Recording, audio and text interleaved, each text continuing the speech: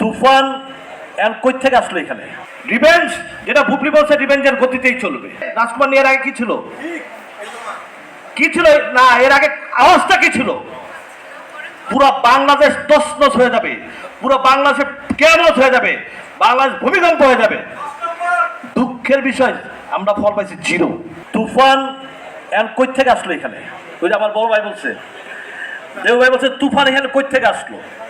আসলে তো সত্য কথা, তুফান এখানে কই থেকে আসলো? হ্যাঁ, আমরা আকাশে যতটা ডাক পাই, যতটা আওয়াজ দেয়, যতটা আওয়াজ কি বাস্তবে আমরা পাই? আমরা যেভাবে বলে যে 10 নম্বর সিঙ্গেল আসতে আসতে পুরো ভাঙচুর তছনছ করে ফেলবে, আমরা কি পাই? দিনের বেলা দিয়ে একটু বাতাস, ঠিক আছে, একটু বাতাস, আর তো কিছু না। তো বাতাস নিয়ে এত কথা কেন? রিভেঞ্জ, যেটা বুবলি বলছে রিভেঞ্জের গতিতেই চলবে। রিভেঞ্জের গতি চলবে।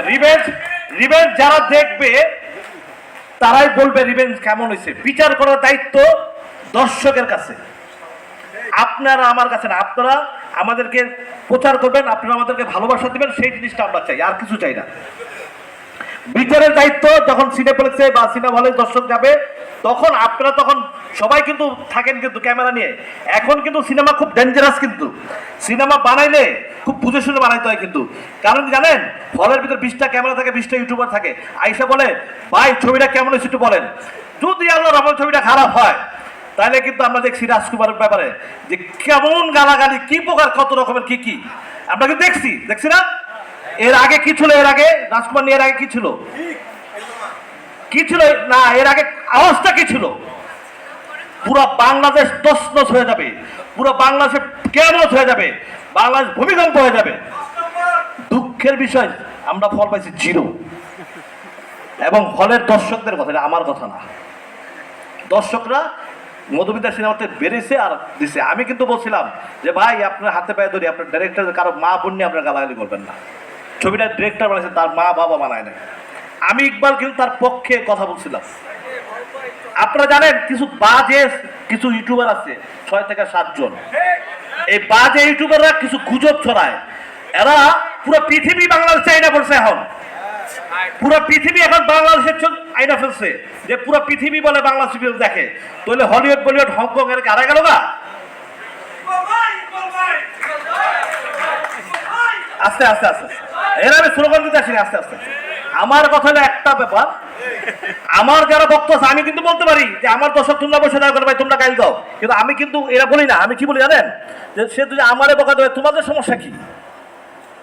আরে মেয়ে, বাংলাদেশ না, পুরো পৃথিবীর কত বড় বড় ব্যক্তিরা গালাগালি করে, তাদের কি আসা যায়? ওই আজকে কে জানি বলে আদনান বলে একটা সাক্ষাৎকারে দেখছিলাম, আদনানের, আমার বন্ধু আদনানের, যে কে ঠিক হলো আমি ড্যামকে, আমার সামনে কিছুই আসা যায় না এগুলো। আর এগুলো আমি পড়িও না, এগুলো দেখিও না। আমরা কিন্তু সেম একই স্টাইলে বাস করতেছি। এই যে কিছুদিন আগে খসরু ভাই, কাদিয়া সাহেব, আমার 19 সংগঠন, আমরা বলে তুফান বন্ধই করে দিয়েছিলাম। কিন্তু আজও বন্ধ কি এই উচ্চারণ করছিলাম আমরা বন্ধের ব্যাপারে কোনো কথা? কোনো রকম আমার খসরু ভাই এখানে বসা আছে, কোনোদিন কি খসরু ভাই উচ্চারণ করছিল? এইটা তাদের একটা গেম, যেই গেমটা তারা নিজেরা 10,000 টাকা ইউটিউবে দিয়া তারা নিজেরা গেম করে, তারা তুফানের বিরুদ্ধে তাদের একটা পলিসি, বাজে ব্যাড পলিটিক্স, পাবলিসিটি, আমাদেরকে নাম বিক্রি করে।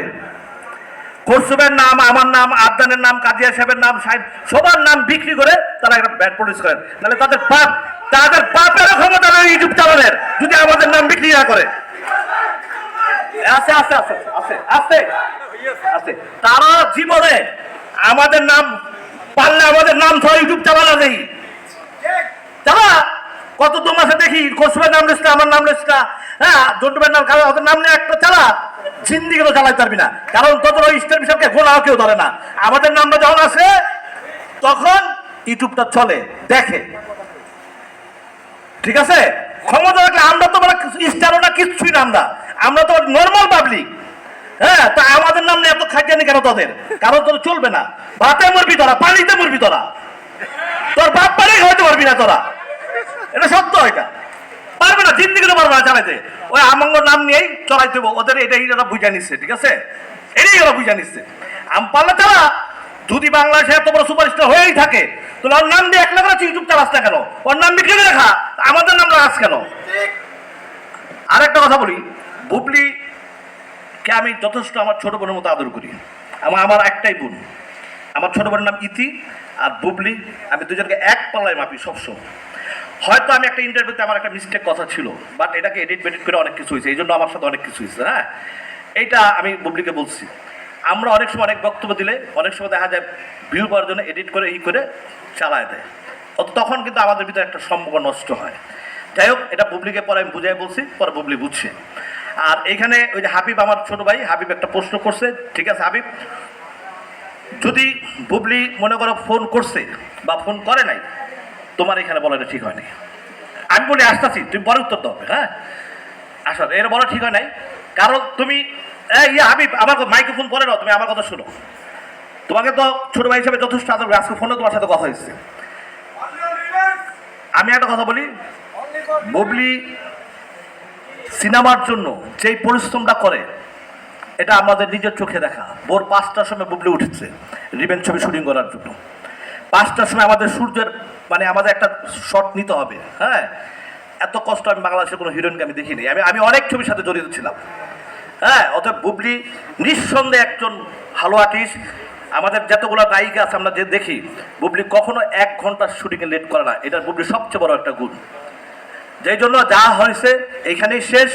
হ্যাঁ, আরো মনের ভিতরে কথা দরকার নাই। এখন আমাদের এখানে বক্তব্য রাখবেন আমাদের খসরু ভাই।